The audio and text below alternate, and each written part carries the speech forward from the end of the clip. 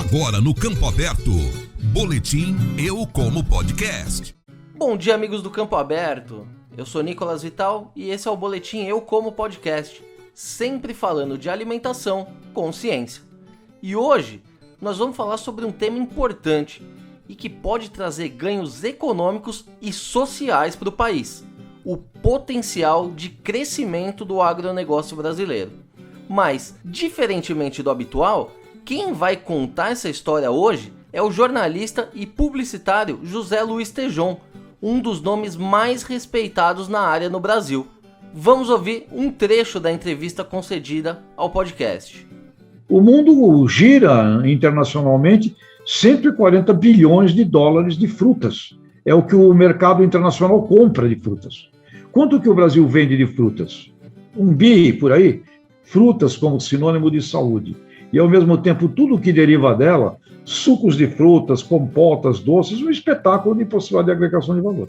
Então, eu posso ter e deveria ter uma meta nesse segmento de frutas brasileiras de quanto? Uma meta de 10 bilhões, no mínimo, de dólares para perseguir. E o consumo interno? O consumo per capita brasileiro é menos da metade do que a OMS manda. Então, se você pega frutas, se você pega o trigo, que nós importamos 6 milhões de toneladas, se você pega arroz e feijão, que nós continuamos dentro da mesma tonelagem, se você pega o cacau que a gente importa, a borracha que a gente importa, um plano do A do abacate ao Z do zebu, nós teremos ali a condição com a agroindustrialização, acesso a mercados internacionais, e aí precisa termos uma boa imagem, um bom discurso, uma boa imagem, acabar com a ilegalidade no país, ter uma boa imagem.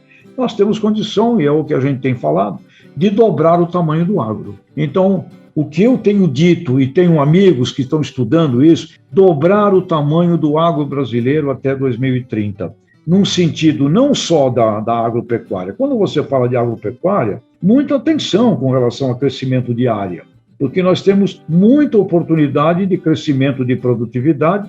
O próprio Alisson Paulinelli tem aí um conceito de irrigação. Se nós aplicarmos a irrigação, que melhora muito o uso da água, inclusive, não joga água fora, nós conseguimos multiplicar por 3, 4 dentro da área que nós já estamos fazendo. E se olharmos aí pastagens degradadas, 140 milhões, vamos pegar aí 30, 40 milhões disso, imagina o que a gente pode fazer. Isso tudo, você pergunta, mas depende de quem? Depende de liderança. E eu fico imaginando, nesse momento crítico da economia, em que a gente tem um agronegócio, está aí, 1 trilhão e 192 bilhões de reais o VBP, o valor bruto da produção. Ok, ótimo. Será que assim como ministro da economia, por exemplo, eu não pensaria assim, um planejamento estratégico a partir do agronegócio brasileiro, pensando na produção, pensando no transporte, pensando na armazenagem, pensando nos bancos comigo, com relação a seguro, pensando na indústria e no comércio? Será que não faço um planejamento aqui em que eu vou permitir que o PIB do Brasil cresça a 5, 6%? Será que eu não conseguiria fazer isto? Eu vejo uma oportunidade gigantesca de fazer isso, e se fizéssemos isso, imagina o que vai gerar de emprego. Eu falava com o pessoal da Abrafrutas outro dia, eles dizem, olha, cada hectare de fruta é 2 empregos. Isso na agricultura. Tem 2,5 milhões de hectares de fruta, se eu não estou enganado o número. 5 milhões de empregos. Imagine um desenvolvimento da fruticultura para usarmos 10 milhões de hectares com uma série de frutas que nós temos que vender, né? Não é só produzir. Tem que olhar isso no modelo de vendas. Onde é que eu vou vender? Então faz o plano. Imagine o que você gera de empregos diretos.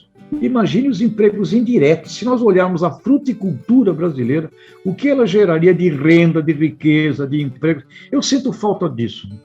Algo que o Peter Drucker, né, para encerrar aqui nosso papo, talvez, Peter Drucker, o grande cara, o mestre da administração, ele falou, não existe país subdesenvolvido, existe país subadministrado. Se você quiser conferir a entrevista completa, onde o professor Tejon fala ainda sobre a comunicação no agro, os desafios em termos de reputação e o potencial do setor, acesse os nossos canais no Spotify ou no YouTube.